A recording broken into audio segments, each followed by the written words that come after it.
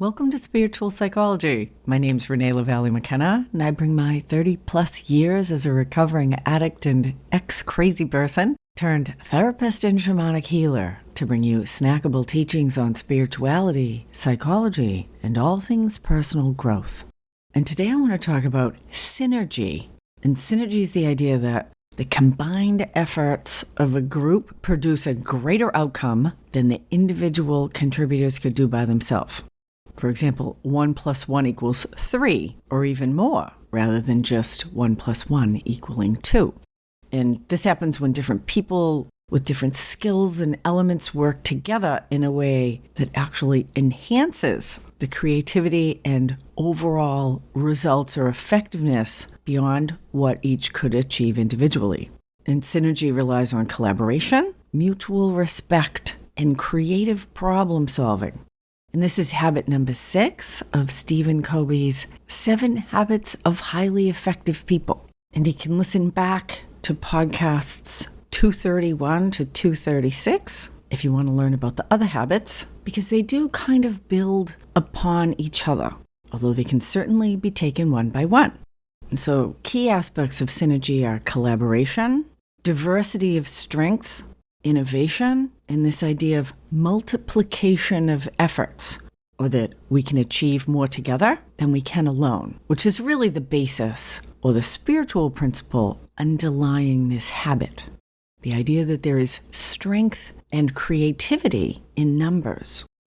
And for me, synergy is the principle that underlies true creativity. And true creativity is when something is born, created, or expressed that has not been expressed, created, or born before. And this is evident throughout nature, which thrives in diversity, where you have a male and a female, each with their own unique genetic material. And when they mate, rather than getting a clone of mom or a clone of dad, is a complex and unique blending of the two, which creates a brand new third person. And although it might look like one or the other, genetics, like ideas, don't stand alone. They have a long lineage to draw from, particularly in the creative process. And the life force loves to create completely new, unique things. A few years ago, it was very popular to get some pretty basic genetic testing through things like Ancestry.com or 23andMe. And so I got it for a Christmas present for our family one year. And I have 2 children, 2 years apart, a boy and a girl, and they actually look quite a bit alike. Sadly for me, they don't look like me. They look like Dad, but he's a good-looking guy, so it's fine. And although they certainly each have a lot of both of us that is observable, they are each quite obviously their own unique person.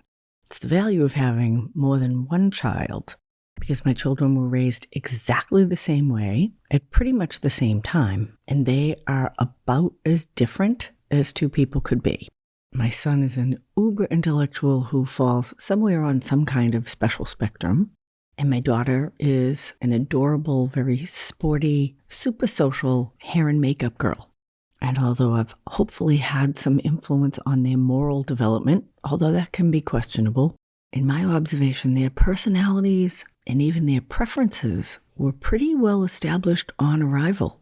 From the earliest age, my son has been obsessed with books, and from the earliest age, my daughter has been obsessed with fashion. She was probably around 2 when she started learning to dress herself, and she decided that she only wanted to wear things that were purple, and absolutely refused to wear anything else.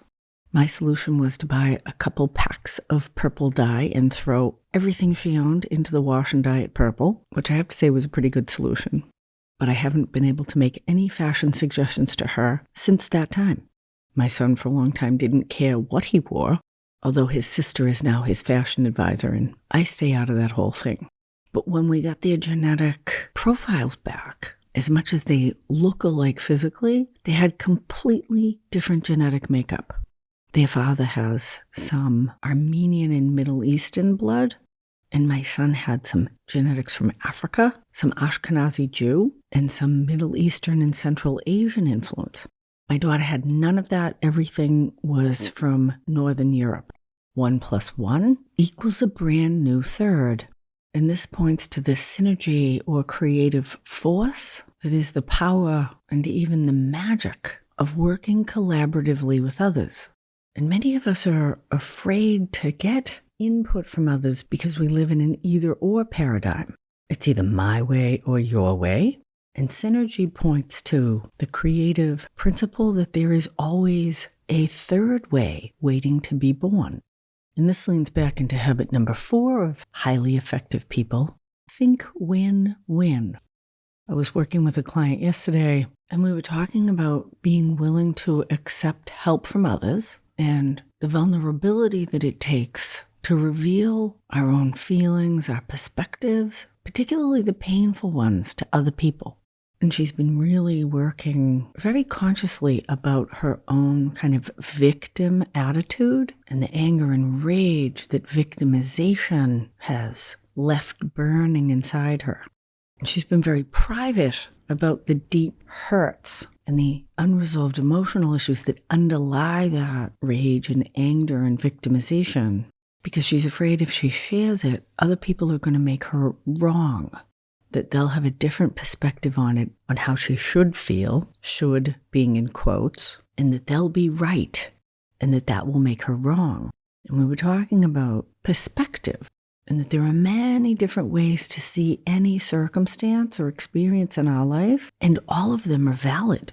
Some of them might produce more pain or anger, victimization or judgment, but other perspectives could produce more acceptance, more peace, compassion, or even love. If someone breaks into my car, I could be in shame or guilt and think, the universe is against me. I should know better than to park there. Or I could be victimized. Things like this always happen to me. Why is that? Or I could be outraged. How could those bastards do this to my property? Or I could be in acceptance that there will always be people living in criminality. Although I wasn't big on car break-ins, I've had my own stints with thievery and criminality, so I can have compassion for those people, still feeling like they need to steal what they need or want rather than being able to receive it in a more integritous way. And all of those perspectives are valid. None of them is right or wrong, although they will give us a different felt experience depending on that perspective. And so when we're open-minded and willing to collaborate and bring our heads, hearts, or creativity together with another person, it isn't about my way or your way. It's about the synergy that happens when we bring your way together with my way and allow them to influence or change each other, again, to create this third way. And for me, all healthy interactions, certainly all the relationships that I'm interested in having, are synergistic to some extent, and they can create growth and change for everybody involved. Again, leaning back into habit number 4 of win-win. And I've experienced this a lot, particularly in business. I've gotten pretty clear about what my strengths are. I'm a very verbal, creative, kind of big picture, visionary kind of person. I don't have much respect for rules. I hate reading fine print, and I can be extremely messy and careless about details. And I have found over and over again that I absolutely have to have a detail-oriented, rule-following, structure-building kind of person if I want to bring my visionary ideas actually into reality. And this has created a lot of respect and even admiration for people that have different skill sets than me and who operate in a different way in the world. And although it can be very comfortable to be with like-minded people who are like our twins, breeding with brothers and sisters is frowned upon in most cultures because it tends to create genetic abnormalities. There is incredible health in diversity. And although an echo chamber may be ego-feeding and comfortable, if I surround myself with other creative visionaries, nothing actually happens without the practical, structural people to bring things into reality and make sure they function in a sustainable way. And so the challenge and the benefit of synergy is that we need to recognize that people see the world differently and respect those different perspectives and be willing to open to embrace these different perspectives or the different skills that people have that can add to our own and lead to new and better solutions to problems, birth unique ideas that could not have come from either of the individuals alone. And this becomes exponential when we work in groups. And I love group process. As a lifelong student of the 12 steps, I have been steeped in groups for more than half my life to incredible benefit. Having a community, a sangha, a social support network, a clan is imperative, I believe, for being a fully functioning, fully healthy human. And I'm thrilled that I finally have the opportunity to do some in-person groups recently. And one of the things I love about groups, particularly as a facilitator, is that I have to do less because the group takes care of itself.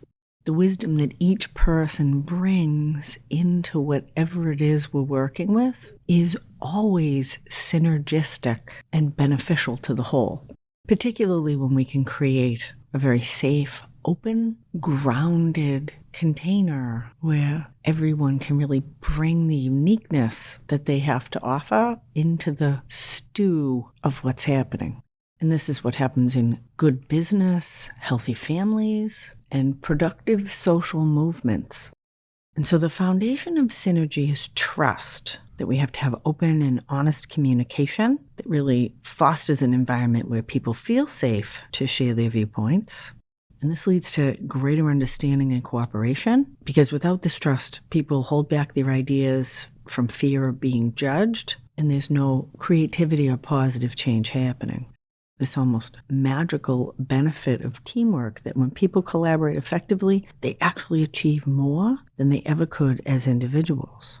And a successful team or community respects each other's strengths because the strengths of each other compensate for the weaknesses and deficits, and we can work together toward a common goal.